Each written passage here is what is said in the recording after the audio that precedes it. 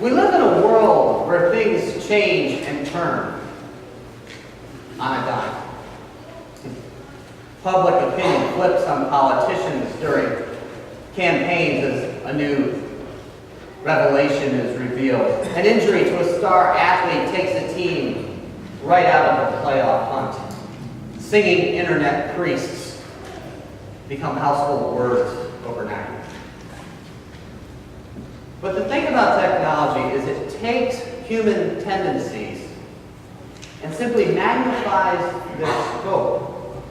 Because on a local level, things have always turned and turned quickly.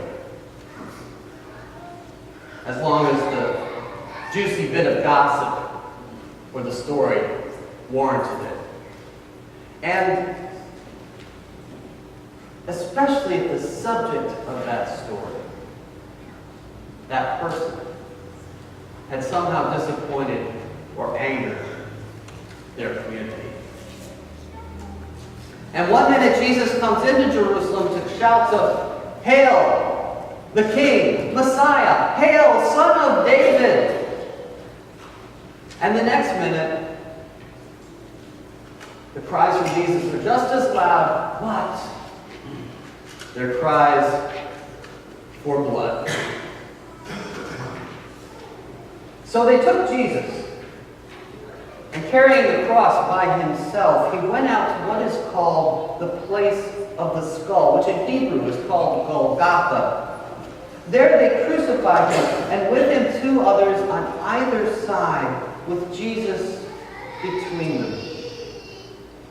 You wonder if any saw a poetic justice in this. Jesus hanging between 2 bandits. After all, hadn't he entered Jerusalem on false pretenses?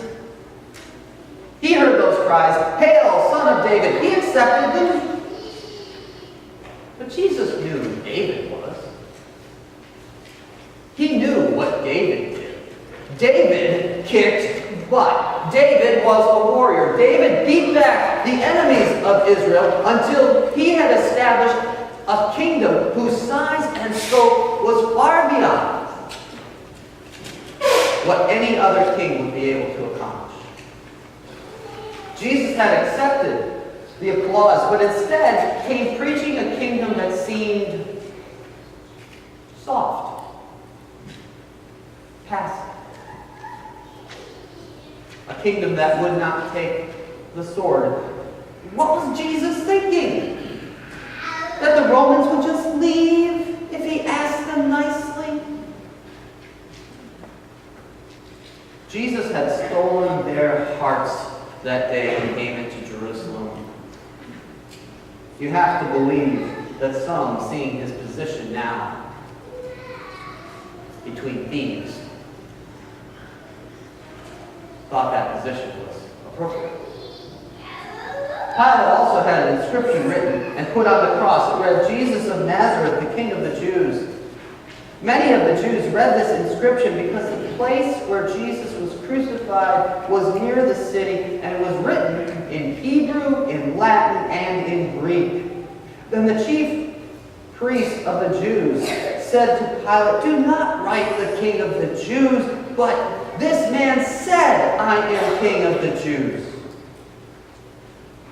Pilate answered, "What I have written, I have written." Hebrew, Latin, and Greek. Do you get the sense that Pilate is perhaps trying to make a point? Do you get the feeling that Pilate is a little irritated with his subjects?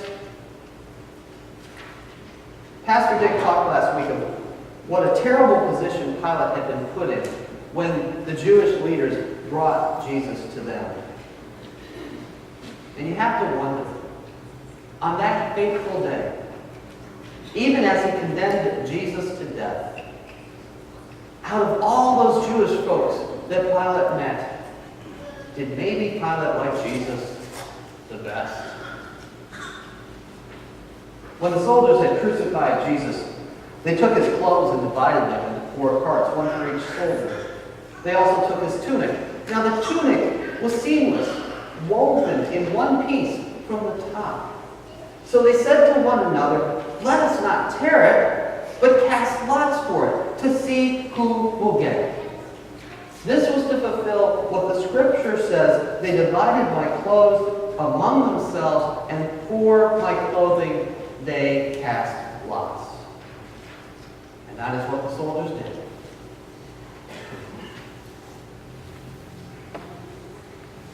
Gotta pass the time, right? A scary thing about human beings is how incredibly callous we can become to the suffering of others. A few feet from where men are hanging, dying, the soldiers decide, "Hey, let's play a game. Just another day, just another dollar, just another 3 of those worthless ones up there going away." They divide up the dying guy's stuff.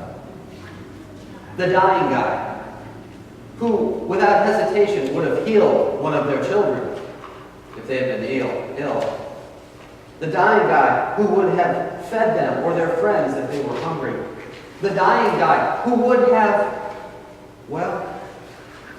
spoken words of comfort to them if they'd been in need.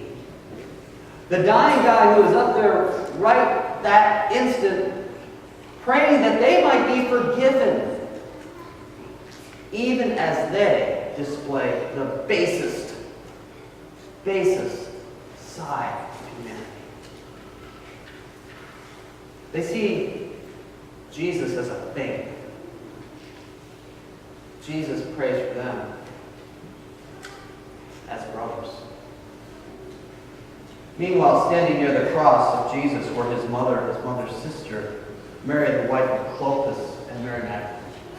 When Jesus saw his mother and the disciple whom he loved standing beside her, he said to his mother, "Woman, here is your son." Then he turned to the disciple and said, "Here is your mother." And from that hour, the disciple took her into his own home. The soldiers reflect the baseness of humanity in their detachment from and disregard for human life. But the disciples show it in another way: fear. The disciples, the male disciples, are gone. Only John, out of all of the men, is there. And when Jesus sees John, he gives John his mother to care for. It's the final act of compassion on the part of Jesus for someone he loves. After this, when Jesus knew that all was finished, he said, in order to fulfill the Scripture, "I am thirsty." A jar full of sour wine was standing there, so they put a sponge full of the wine on a branch of hyssop and held it to his mouth. When Jesus had received the wine, he said, "It is finished." And he bowed his head and gave up his spirit. Since it was the day of preparation, the Jews did not want bodies left on the cross during the Sabbath, especially because that Sabbath was to be a day of great solemnity. So they asked Pilate to have the legs of the crucified men broken and the bodies removed. Then the soldiers came and broke the legs of the first and of the other who had been crucified with him. But when they came to Jesus and saw that he was already dead, they did not break his legs. Instead, one of the soldiers pierced his side with a spear, and at once blood and water came out. He who saw this has testified, so that you may also believe. His testimony is true, and he knows that he tells the truth. These things occurred so that Scripture might be fulfilled. None of his bones shall be broken. And again, another passage of Scripture says, they shall look upon the one they have pierced. How many times do we hear that great saying of Jesus? The Sabbath was made for people, not people for the Sabbath. But obviously not here. This Sabbath, linked to the Passover, was to be a special day, and for all kinds of reasons, the Jewish leaders did not want bodies hanging around on crosses.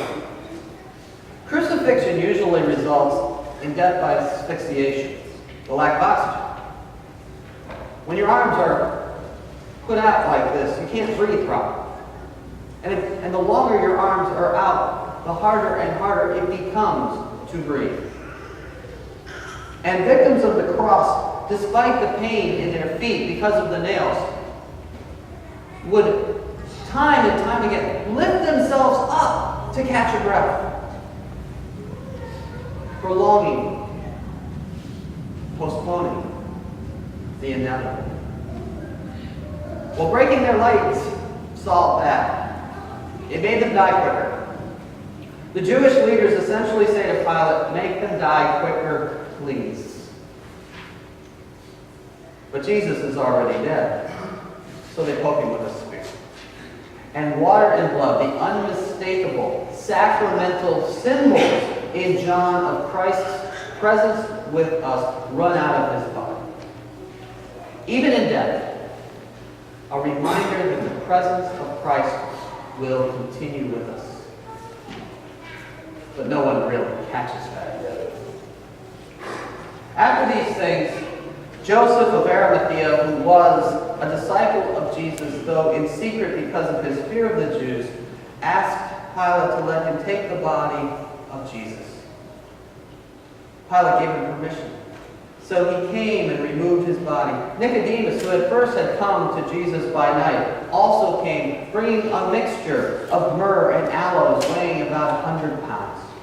They took the body of Jesus and wrapped it with the spices in linen cloths according to the burial customs of the Jews. Now there was a garden in the place where he was crucified, and in the garden was a new tomb in which no one had ever been laid. And so because it was the Jewish day of preparation, and the tomb was nearby, they laid Jesus there. And the horror story ends. The tale that began with such promise, with songs, with poems, with praises, turns on a dime and it's over just like that. The journey of Jerusalem had begun with cries of, "I'm with you, Jesus. We love you, Jesus. Hail, Son of David." But funny thing, this spectacle and then debacle, it shows us how dangerous it is when human beings, when you and me, decide anything. Martin Luther said a lot of things in his life. Sometimes he put his foot squarely in his mouth. But one of the great truths he told us was that faith must be a gift. The people yelled, "Jesus, I am with you." The disciples yelled, "I will never fall away." But it all changes. And that's what Luther was talking about when he said that we cannot hope to proclaim and maintain faith on our own. We say we love you, Jesus, and we should say it, and we mean it, but we're still frail and weak. We say we will never fall away, and we mean it, but the world gets in the way. Even though we mean it, we can't sustain our relationship with God on our own. We need, in our relationship with God, for God to be the main actor. The kids stood up here and sang, "I have decided." It was great. But we cannot sing, "I have decided," without a healthy dose of, "And God, please help." That's why we tell our kids, and we should tell each other over and over again, before you could love God, God loved you, and God always will. But for now, on this day, God has let the world have its way. God has let the followers fall away. God has given the world permission to do what the world will do, and the world has responded with all the horror it can muster in the sacrifice of the Lamb. Perhaps just to show how much this world needs the love of Christ. The tomb is sealed, and we wait, and we wonder, and mourn. God give us the grace to wait, to learn, to remember.